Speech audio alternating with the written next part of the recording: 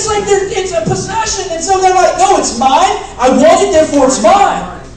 And so we don't have to teach them to steal. Like, I mean, just walk down the candy aisle and like, I love, man, like, Brittany's little brother, I mean, he's not little anymore, but she used to tell us stories about Tommy, man. Tommy, he would find money everywhere. He would just be like crawling under Coke machines, whatever. But he would always, Brittany tells a story, and I think it's hilarious, because like one day, their church was by a convenience store, and they're walking to the store, and Tommy's like, hey, I'm buying you all candy. And they're like, where did you get money? He's like, I never turned in the offering. Like, I mean, we were taking the offering and pocketing it, and he's like, hey, y'all want some candy? It's all me. You know? And so I'm like, man, that's stealing from God. You don't have to teach. Like, he was just like, man, hey, I ain't got to put it no one will know, you know? And so, man, we're born with this sin nature. And so, man, but here it is, and the Bible tells us that the wages of sin is death. And like, man, we think about that, that's harsh. So as a young child, the wages of our life is death.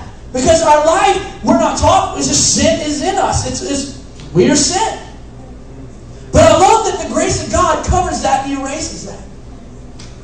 And see, when Jesus went and died on the cross, He's saying, I'm going to pay something that you cannot pay. I'm going to get rid of the debt that you owe because you cannot pay it. There's not enough things that you can do in this world to make it right. You're never going to be able to say, I'm going to do enough good to outweigh the bad. But Jesus says, I'm not worried about that. That's not what's going to determine what you do in life or how you get to heaven or what happens, on earth right now. Like, that's not going to have anything to do with it. He's saying, just get rid of that. It's all forgiven. Your grace is covering that. And I'm going to redeem, I'm going to restore a new life in you. But see, the first thing we have to do is we have to accept that. And I talked about grace, and I talked about how, man, sometimes we get so overwhelmed with the sin and so overwhelmed with things that have happened in our life, we get stuck in this rut. We're like, I'm not going to move from this because I'm afraid I'm going to mess up, or I'm afraid that someone will see who I was, and we stay there and we stay defeated. And Jesus is like, no, you're being redeemed. There's nothing holding you down anymore. There's no sin that is holding you back. So you need to step out into your victory and claim your victory and say, I'm not going to live in my past because Satan is going to throw it in your face every time. Oh, preach it. That's good. Let me tell you a secret. Every week, you know what I hear? Justin, you're not good enough to do this. Justin, you should not be up there preaching. You mess up all the time, Justin. Why are you preaching? And I hear the devil try to... Even this week, I told my leaders, man, it was so hard, even this week, preparing for this message and this whole series, because I feel like every time I turn around, man, let me tell you something, I'm not good enough to be up here. I'm not a good enough speaker. I'm not educated enough. There's so many things that, in a business world, they would say, you're not qualified to stand here.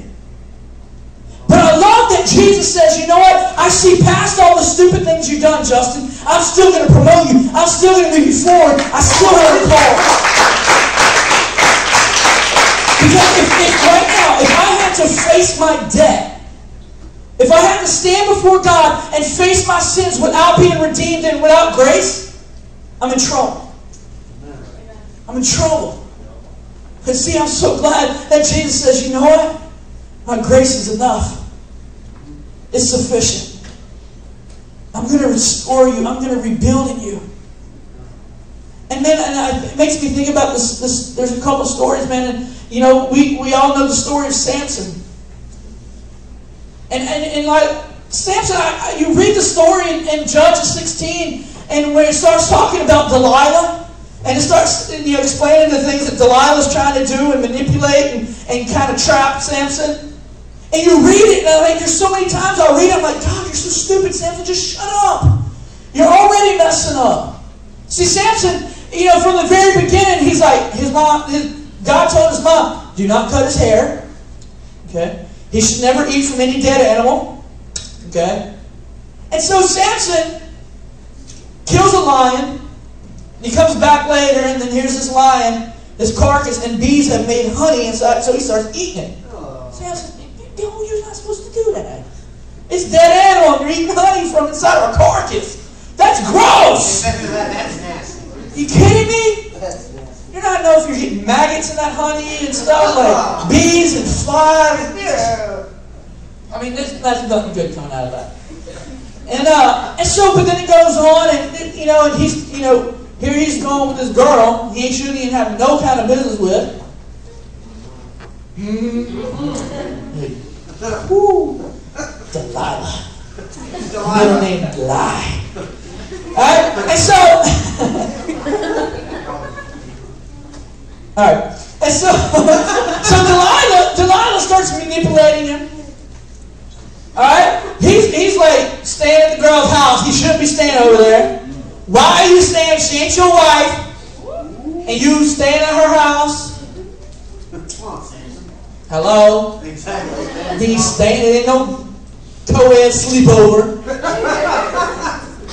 And so she starts manipulating, she starts,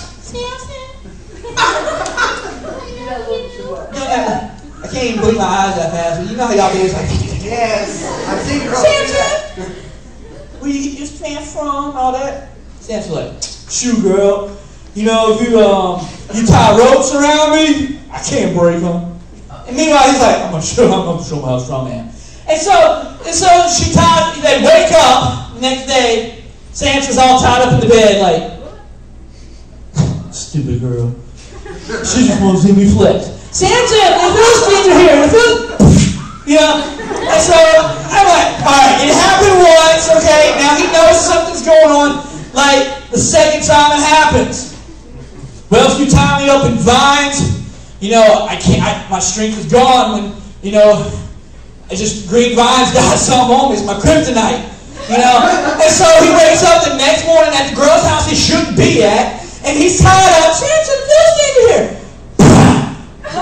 All right, Samson, there's something that's continuing to happen here.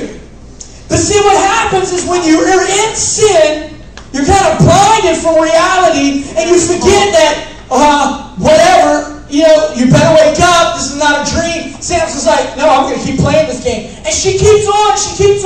And the dumb guy, yes, he is a dumb guy. And she's like, Samson, seriously, you must not love me because you're lying to me. Samson, it's a good reason you're lying to her because you can't trust her. It's not a coincidence that they show up every morning when you're tied up. So she's like, Samson, you don't love me. You know how some of you girls be like messing with people's hearts. If you really love me, you'll go buy me a Coach purse. Brittany, I said I'll get you one for Christmas.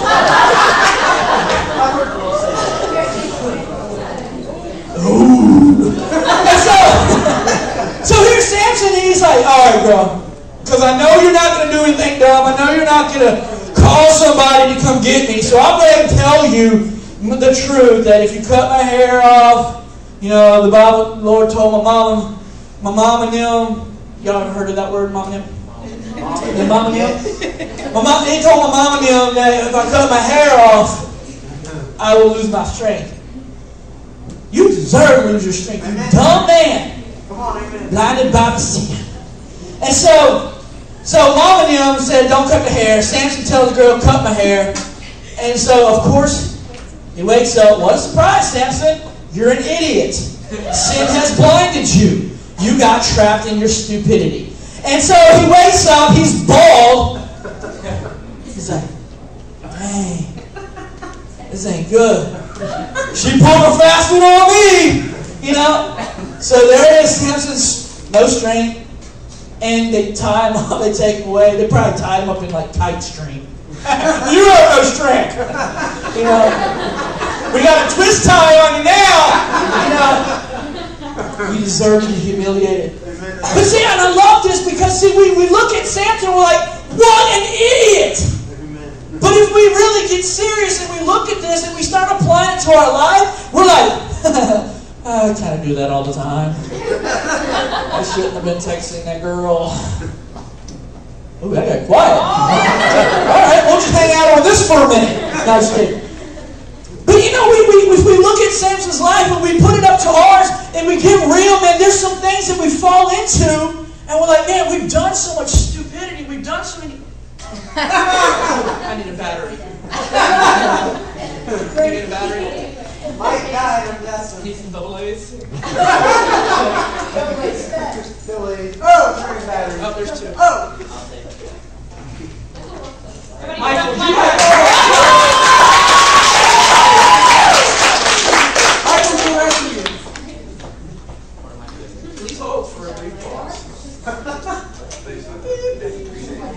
Elevator music? I like it. That's Jeopardy. Alright, we good? Hey! Y'all give it for Michael one more time.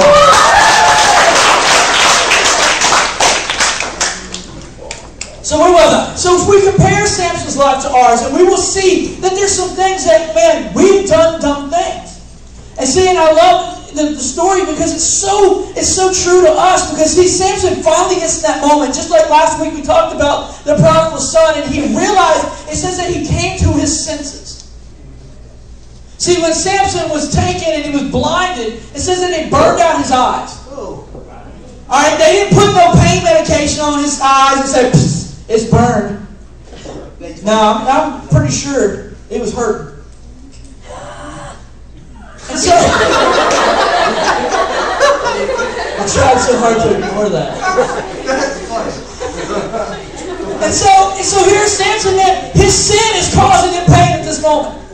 And so they tie him to a millstone and they have him go around in circles and stuff. And so Samson in that moment is realizing, God, I have messed up. Lord, everything that you've told me not to do, everything that you told me, stay away from. Don't touch this. Don't eat from this. Stay away from the devil women. You know, everything that you told me, I did. You told me don't do it. I did everything you told me not to do. How many of us, our parents will tell us, don't do this. You're going to regret it. And we do it. Everybody better raise their hand right now. Thank you. Make me feel like I'm preaching good. Help me, brother. And so Samson in this moment realizes, man, I messed up. Amen. Thank you. And so here's Samson, he starts crying out to God, and he starts weeping, and he says, oh, Lord, forgive me. And see, and I love that in this moment, see, Samson falls into grace, and he falls into redemption. See, Samson's debt, he couldn't pay. In that moment, there was nothing that Samson could do that Jesus was going to say, well, all right, well, I'm just going to go ahead and give it all back to you. See, Samson had a call in his life. Samson, you were going to help destroy the Philistines. Amen. Amen. Come on. So look, so they take Samson, okay, and his hair starts growing. I don't know if it was a couple weeks or if it was like the credit card commercial. It was the beard growing contest. It's like, and it just grew. It only took me like 3 days to grow this thing. Yeah, probably longer than that, Justin. Okay. And so Samson, starts regaining his strength, and so they don't realize it, and so they place Samson next to the pillar. He tells us, one of the servants, put him next to a pillar. You know, he can't see and stuff because his sin. And so they put him next to a pillar, and in that moment, God uses him to fulfill the call in his life. And so when Samson finishes it off, man, he pushes the pillars down and kills every Philistine. They were in there worshiping their God, making fun of our God. And they were all gathered in one spot. And God still used him to fulfill his call in his life. And so, man, when we look at that, we're like, I'm not saying God's going to kill you to get his call across, you know. But what I'm saying is, like, in that moment, when you realize, Lord, I cannot do this. I cannot pay this debt. I need you. I need you to redeem me. I need you to help me. And in that moment, he does. And I love that, man. When he restores something, when he puts something back, he does it so much greater. Amen. There's something so much stronger. That, man, he repays. And I saw a definition today. It says that restoration is restoring something that was destroyed and needs to be rebuilt. Alright? So in these moments, man, that we feel like we're being destroyed, we have to. We have to be destroyed, and every bit of our flesh has to be torn down for God to rebuild us. You get that? Like there's got to be a process. There's going to be some tough things that we have to go through to get to that restoration. And I love, man, because God says in His Word in Job, a lot of us know that story in Job.